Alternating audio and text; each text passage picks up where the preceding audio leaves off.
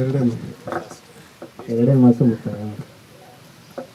ಬಂದಿರೋ ಎಲ್ಲ ಪ್ರೀತಿಯ ಮಾಧ್ಯಮ ಮಿತ್ರರಿಗೆ, ಪತ್ರಕರ್ತರಿಗೆ, ಅವಾಗಿಂದ ನಮ್ಮ ಜೀ ಕನ್ನಡದಲ್ಲಿ ರಿಯಾಲಿಟಿ ಶೋ ಮಾಡೋದು ಅವಾಗಿಂದನೂ ಕೂಡ ಪ್ರತಿಯೊಂದು ಇಂಟರ್ವ್ಯೂ ಮಾಡೋದಾಗಿರ್ಬೋದು, ಪ್ರತಿಯೊಂದು ನನ್ನ ಪ್ರೊಫೈಲ್ ಬಿಲ್ಡ್ ಮಾಡೋದಾಗಿರ್ಬೋದು, ಪ್ರತಿಯೊಂದು ಕೂಡ ಸಪೋರ್ಟ್ ಮಾಡ್ಕೊಂಡು ಬಂದಿರೋ ಎಲ್ಲ ನನ್ನ ಪ್ರೀತಿಯ ಸ್ನೇಹಿತರಿಗೆಲ್ಲರೂ ಕೂಡ ತುಂಬ ಧನ್ಯವಾದಗಳು. ವಿಶೇಷವಾಗಿ ಒಂದು ರಿಯಾಲಿಟಿ ಶೋ ಇಂದ ಬಂದು ಒಂದು ಹೀರೋ ಆಗಬೇಕು ಅಂದರೆ ತುಂಬ ಕಷ್ಟ. ಈಗಿನ ಒಂದು ಚಿತ್ರರಂಗದಲ್ಲಿ ಈಗಿನ ಒಂದು ಕಷ್ಟದ ಒಂದು ಪರಿಸ್ಥಿತಿಯಲ್ಲಿ ಹೊಸಬರಿಗೆ ಬಂಡವಾಳ ಹಾಕೋದು ತುಂಬ ಕಷ್ಟ.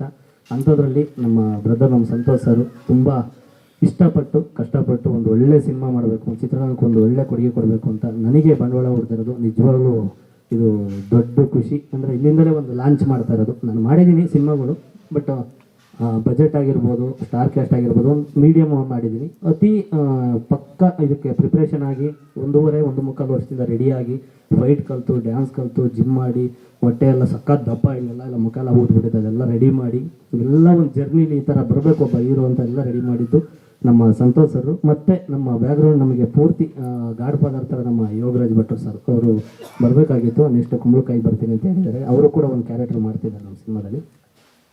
ತುಂಬ ಖುಷಿಯಾಗುತ್ತೆ. ಹಾಗೆ ನಮ್ಮ ಡೈರೆಕ್ಟರ್ ಸರ್ ಮಧ್ಯಾಹ್ನದ್ದು ಹೇಳ್ದಂಗೆ ಸಂತೋಷ್ ಸರ್ ಚಿಕ್ಕ ಪುಟ್ಟ ಏನೋ ಸಮಸ್ಯೆ, ಸಿನಿಮಾ ಅಂದರೆ ಹಾಗೆ ಆಗ್ತವೆ, ಕಷ್ಟಪಟ್ಟು ಯಾವತ್ತಿದ್ರೂ ಒಂದು ಗೆಲುವು ಕಾಣ್ತೇವೆ ಅನ್ನೋದು ಒಂದು ಕಾನ್ಫಿಡೆಂಟ್ ಯಾವಾಗಲೂ ಇರುತ್ತೆ. ರಾಮನಾರಾಯಣ್ ಸರ್ ಟೈಸನ್ನು ಸುಮಾರು ಎಷ್ಟೋ ಸಾಂಗ್ನ ಬರೆದಿದ್ದಾರೆ, ಒಂದು 50 ಸಿನಿಮಾ ಡೈಲಾಗ್ ರೈಟ್ರು.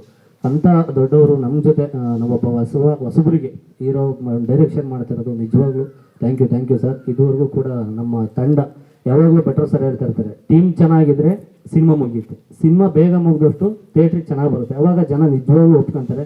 ಕೆಲವರೆಲ್ಲ 3 ವರ್ಷ 4 ವರ್ಷ ಜರ್ನಿ ಮಾಡ್ಕೊಂಡು ಪಾಪ ಅವ್ರವ್ರದ್ದು ಏನೇನಿರುತ್ತೋ ಕಷ್ಟ ಗೊತ್ತಿಲ್ಲ, ಕಂಟಿನ್ಯೂಟಿ ಮಿಸ್ ಆಯ್ತವೆ, ಕೆಲವು ಸರಿ ಏನೇನೋ ಒಂದು ಮಿಸ್ ಆಯ್ತವೆ, ಅದು ಎಲ್ಲೋ ಒಂದು ಕಡೆ ಹೊರ್ತಾ ಬೀಳುತ್ತೆ. ಕೆಲವರೆಲ್ಲ ಮರ್ತಾ ಬಿಡ್ತಾರೆ, ಇನ್ನೂ ರಿಲೀಸ್ ಆಗಿಲ್ವಾ, ಇನ್ನೂ ಮುಗ್ದಿಲ್ವಾ ಅಂತ. ಬಟ್ ಈ ಸಿನಿಮಾ ಸ್ಟಾರ್ಟ್ ಆಗಿದ್ದು ಹೆಂಗೆ ಸ್ಟಾರ್ಟ್ ಆಯಿತು ಅನ್ನೋದು ಗೊತ್ತಿಲ್ಲ. ಆಗಲೇ 95% ಆಗಲೇ 2 ಸಾಂಗ್ ಬಿಟ್ಟರೆ ಎಲ್ಲ ಮುಗ್ದೇ ಹೋಯಿತು ಸಿನಿಮಾ.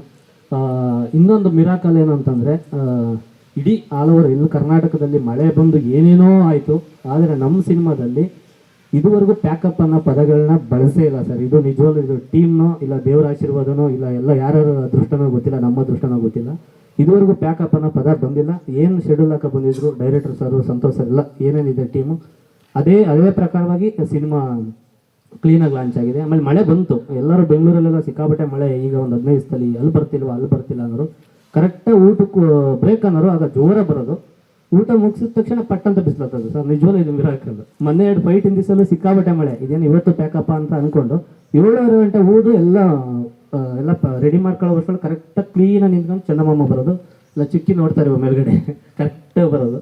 ನಿಜವಾಗ್ಲೂ ಇದು ಮಿರಾಕಲ್, ತುಂಬ ಮಿರಾಕಲ್.